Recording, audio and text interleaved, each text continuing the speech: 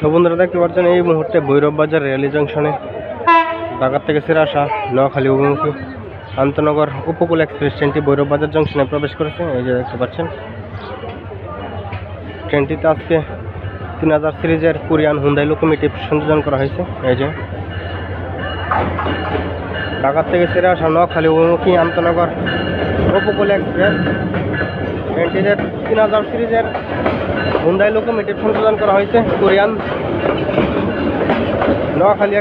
নোয়াখালী অভিমুখী আন্তনগর উপকূল এক্সপ্রেস ট্রেনটি সাদা চাইনিজ রেখে চলাচল করে। এই যে দেখতে পাচ্ছেন ট্রেনের ভিতরে এবং ছাদে কোনো জায়গায় ভিড় রয়েছে।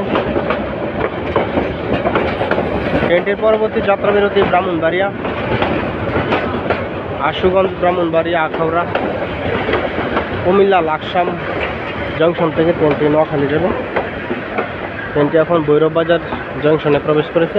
এখান থেকে যাত্রী নিয়ে ট্রেনটি তার যাত্রা শুরু করবে নোয়াখালী অভিমুখী আন্তনগর উপকূল এক্সপ্রেস।